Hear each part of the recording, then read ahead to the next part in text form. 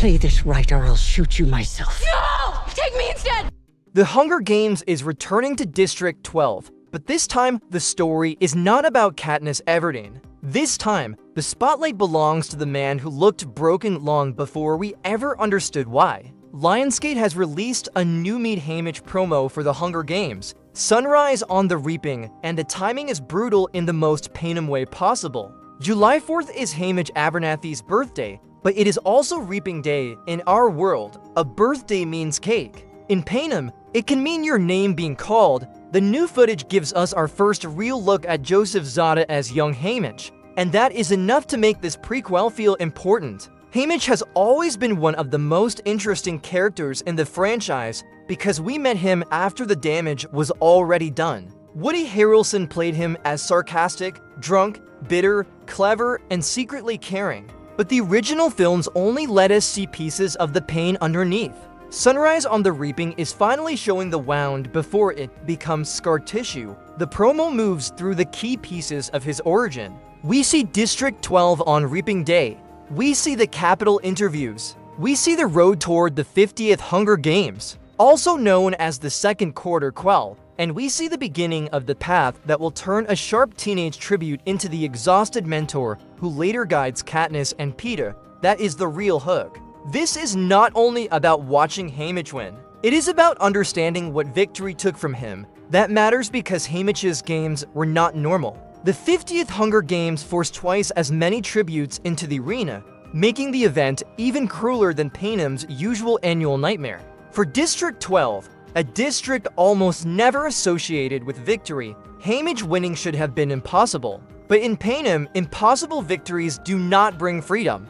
They bring attention, and attention from the Capitol is never a blessing. The promo also reminds viewers that the Reaping is not just a lottery. It is propaganda. It is theater. It is a ritual designed to make children feel powerless and adults feel terrified. The Capitol presents it as order, but the whole point is control. Haymitch's birthday falling on that day gives the story a cruel emotional charge. He is not just becoming part of history. He is being sacrificed to it. Joseph Zada has a difficult job here.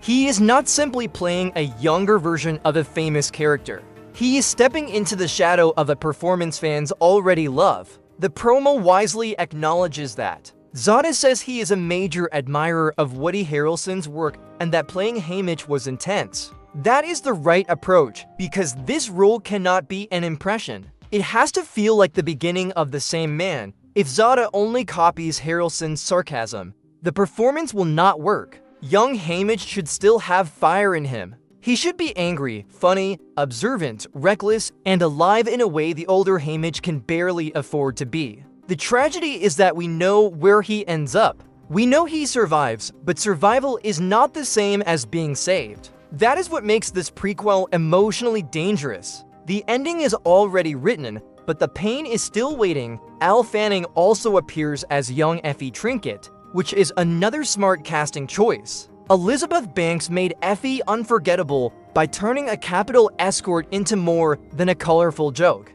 Effie was absurd, privileged, polished, and often blind to the system she served, but she eventually revealed loyalty and heart. Fanning says she and Zada tried to bring some of the original Haymitch and Effie dynamic into this movie, and that could become one of its most interesting emotional threads. That relationship always had strange layers. Effie represented the spectacle of the Capitol. Haymitch represented what that spectacle destroyed. They were not simply co-workers. They were two people trapped in different parts of the same machine. Seeing an earlier version of that dynamic could make their later scenes with Katniss and Peeta feel even heavier. The cast around them is massive. Ralph Fiennes plays President Snow.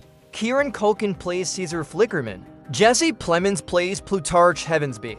Maya Hawke plays Wyrus. Kelvin Harrison Jr. plays BT. Mckenna Grace plays Maysili Donner. And Glenn Close joins as Drusilla Sickle. That lineup tells me Lionsgate is treating this as a real theatrical event, not a small side story made just to keep the brand alive. And that is important because The Hunger Games is not just another young adult franchise. The original films earned more than $3 billion worldwide and helped define an era of dystopian cinema.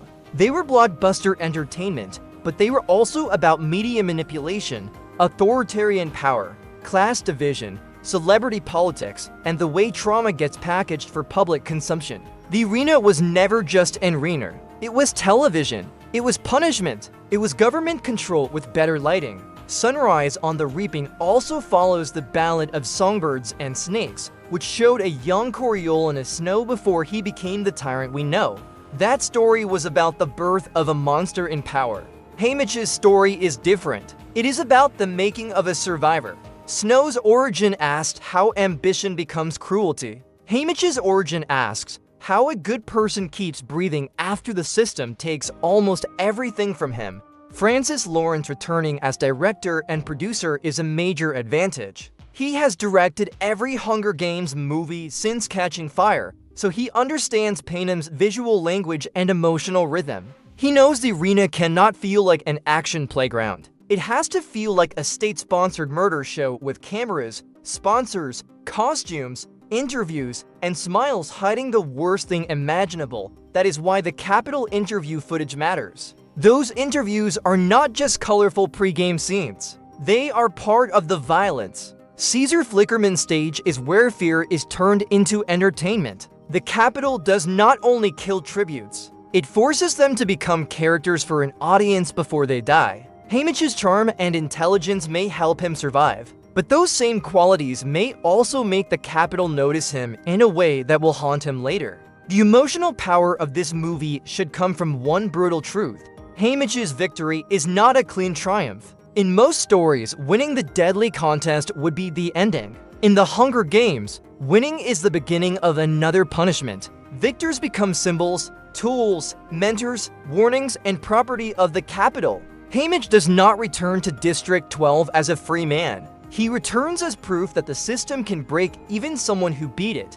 That is what I hope the movie understands. Not just the arena's strategy, not just the action, not just the fan service of younger versions of familiar characters. The real story is the cost of survival. Haymitch becomes funny because humor is armor. He drinks because memory is unbearable. He becomes distant because caring too much in Panem is dangerous. And he becomes a mentor because some part of him never fully stopped fighting. The Meet Haymitch promo is short, but it does its job. It reminds longtime fans why this character matters, introduces Joseph Zada with confidence, connects the movie to the larger mythology, and turns Haymitch's birthday into a cruel piece of Panem history.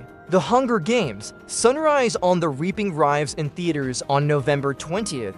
I want to know what you think. Are you ready to see Haymitch's story finally brought to life? Or are you nervous because we already know how much this victory will hurt? Either way, before Haymitch became Katniss Everdeen's broken mentor, he was a boy from District 12 forced into an arena that would take everything except his ability to survive.